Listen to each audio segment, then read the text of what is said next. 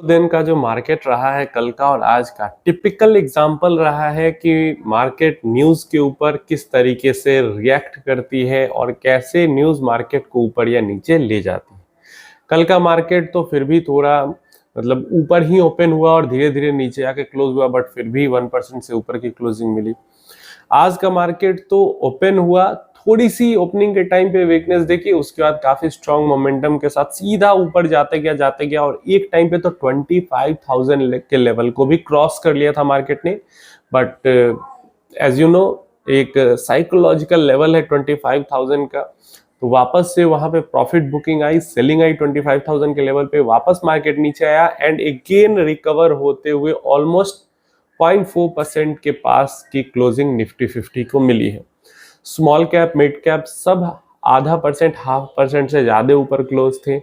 सारे सेक्टर्स के अंदर हरियाली देखने को मिली है। ऑटो सेक्टर तो ऐसा लग रहा है कि जीएसटी के अंदर जो कट की बातें हुई हैं वो सब का फायदा सिर्फ और सिर्फ ऑटो को ही मिल जाएगा। कल भी लगभग 5% के आसपास ऊपर थी, आज भी 1% से ज्यादा ऊपर थी।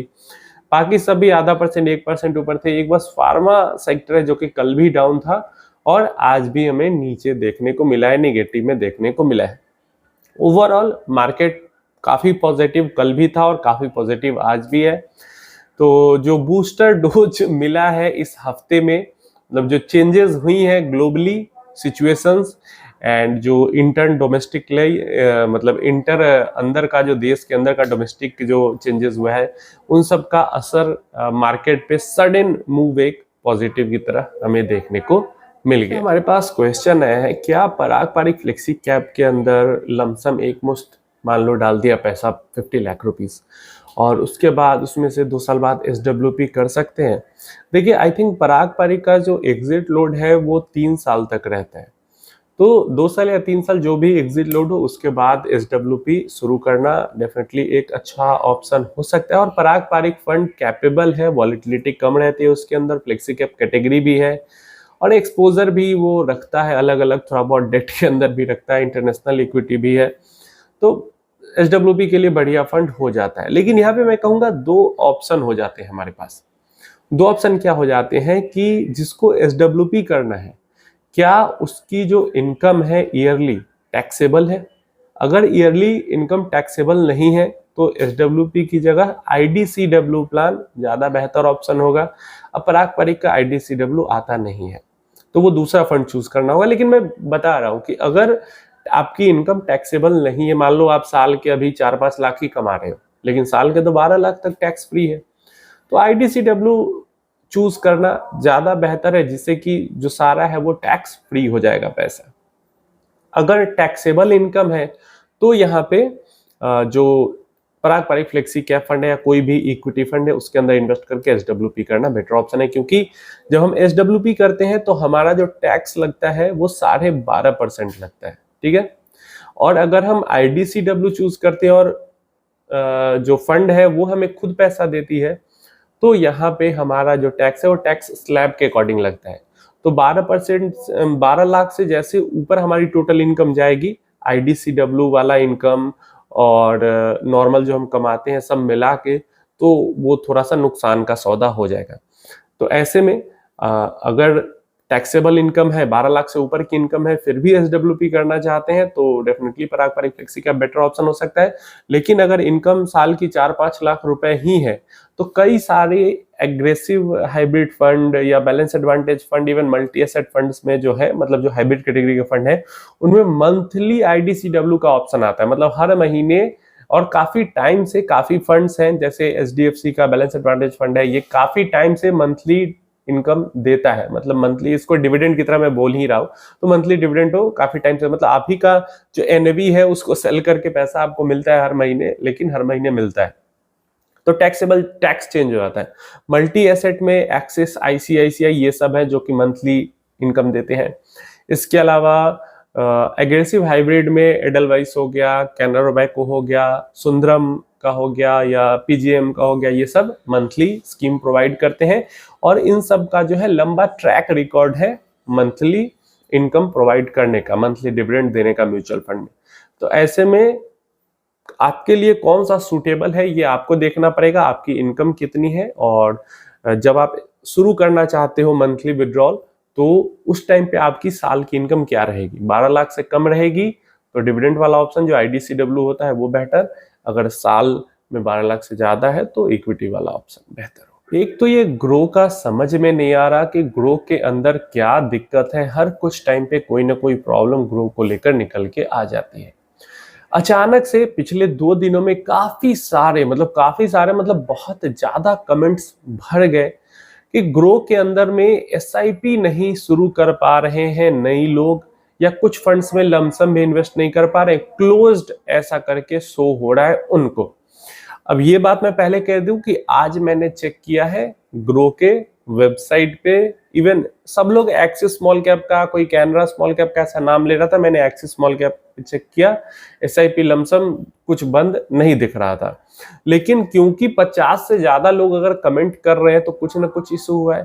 तो ये किसी तरीके का टेक्निकल ग्लिच या कुछ भी हो सकता है जो आपके एप्लीकेशन में आपके एंड पे हुआ हो, या फिर हो सकता है 2 दिन के लिए सारे ग्रो यूजर्स के साथ ऐसा हुआ हो। अब मैं रेगुलर ग्रो यूज करता नहीं हूं प्रेजेंटली, मतलब पास्ट में अकाउंट बनाया था, अकाउंट है डीमेट अकाउंट तो मैंने क्लोज भी करवा दिया, लेकिन नॉर्मल म्यूचुअल फंड वाला अकाउंट है ग्रो पे। तो नॉर्मली ऐसे मैं जीरोधा यूज करता हूं, और जीरोधा में इस तरीके की प्रॉब्लम आती है। देखो कि प्रमोशन न जीरोधा में ने मुझे पैसा दिया न ग्रो ने पैसा दिया, प्रमोशन नहीं कर रहा हूं, हर कुछ दिनों पे कुछ ना कुछ ये जो प्रॉब्लम आती है ग्रो के अंदर उसकी बात कर रहा हूं।